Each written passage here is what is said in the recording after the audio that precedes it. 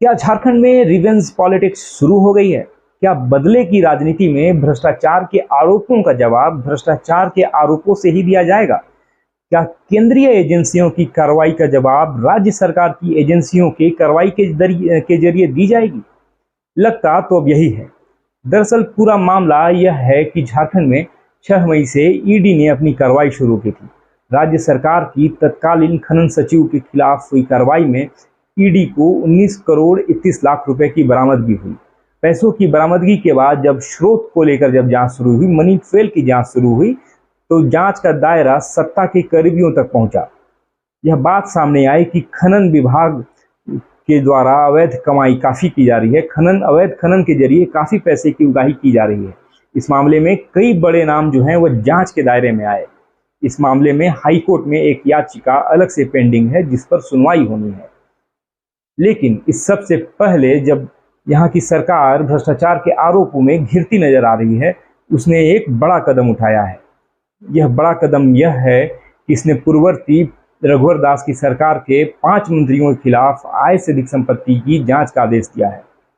तो हम जानते हैं कि पूरा मामला क्या है और इस पूरे मामले में एसीबी की कार्रवाई क्या हो सकती है, और सवाल यह भी उठते हैं कि क्या वाकई में यहाँ की राज्य की सरकार एसीबी का इस्तेमाल अपने फायदे के लिए कर रही है? क्या एसीबी निष्पक्ष जांच कर पाएगी? तो हम आपको बताते हैं कि पूरा मामला क्या है।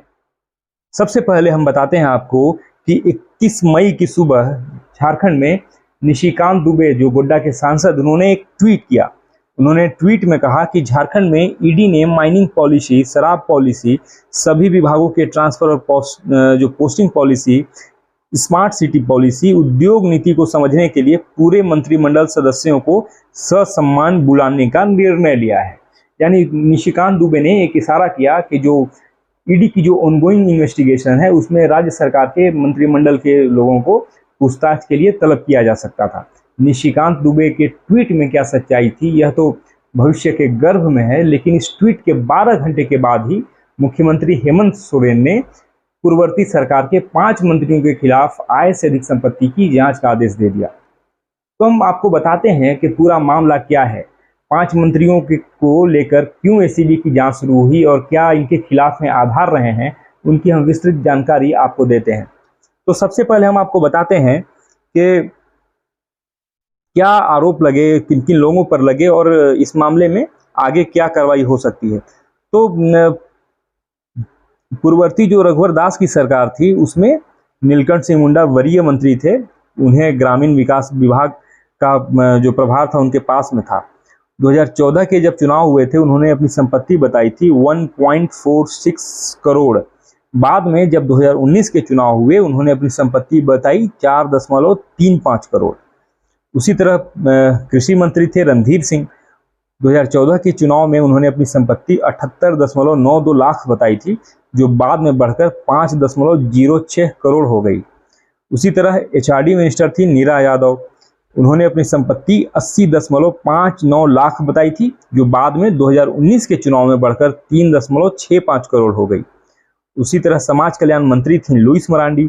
उन्होंने अपनी संपत्ति 2014 में बताई थी 2.25 करोड़, जो बाद में बढ़कर 9.06 करोड़ हो गई। झारखंड में भाजपा के बड़े एससी नेता हैं अमर बावरी। पूर्ववर्ती सरकार में रघुवर दास के कैबिनेट में उन्हें राजस्व और खेल विभाग का उनको जिम्मेदारी मिला था, वह खेल मंत्री थे। उन्होंने जब चुनाव लड़ा था तब उनकी संपत्ति 7.33 लाख थी। बाद में 2019 के चुनाव में उनकी संपत्ति बढ़कर 89.41 लाख हो गई थी। तो इस पूरे मामले में दरअसल एक याचिका 19 जनवरी 2020 को पंकज कुमार यादव ने दायर की थी। उन्होंने दावा किया था कि 2014 और 2019 के हलफनामे को आधार मानते हुए कि जो ये मंत्री हैं उन्होंने अपनी संपत्ति अपने पद पर रहते हुए 200 से लेकर 1000% तक बढ़ा ली। और पंकज यादव ने इसमें मांग की थी कि मंत्रियों की जो आय से अधिक संपत्ति है उसकी जांच की जाए। उन्होंने यह तर्क दिया था कि जो मंत्री हैं वह पद पर रहते हुए उन्होंने अधिक पैसे बनाए और उसका पद का दुरुपयोग करते हुए उन्होंने आय अर्जित की थी। हालांकि इस मामले में कई दिनों से मामला जो था वह लंबित था और अब राज्य सरकार ने इस मामले में इसी जनहित याचिका को आधार बनाते हुए 5 मंत्रियों के खिलाफ जो है वह कार्रवाई का आदेश दे दिया है। अब दरअसल एसीबी जांच को लेकर आखिर राजनीति क्यों या फिर एसीबी पर सवाल क्यों उठ रहे हैं, इसके पीछे एक अलग तर्क है। हम थोड़ा पीछे आपको ले चलते हैं। मामला दरअसल 13 मई का है। 13 मई को राज्य सरकार ने 2 अफसरों का तबादला किया। दोनों अफसरों को एसीबी से हटा दिया गया था। अफसर थे यहाँ के डीजी एसीबी नीरज कुमार, माफ कीजिएगा नीरज सिन्हा, और आईजी जिनको एसीबी का प्रभार था पंकज कंबोज। दोनों अफसरों के तबादले के बाद उसी रात भाजपा के ही सांसद जो निशिकांत दुबे थे, उन्होंने ट्वीट किया था और उन्होंने ट्वीट के जरिए यह बताने की कोशिश की थी कि एसीबी के अधिकारियों को टारगेट दिया गया था कि वह रघुवर दास को गिरफ्तार करें, लेकिन गिरफ्तारी से इनकार करने पर अधिकारियों को बदल दिया गया। इस ट्वीट के बाद काफ़ी बवाल मचा। भाजपा ने इस मामले में खुलकर ये कहा कि दोनों अफसरों का तबादला इसलिए हुआ कि रघुवर दास को गिरफ्तार करने का दबाव था। अब दरअसल रघुवर दास के खिलाफ एक मामला पहले से एसीबी में चल रहा है।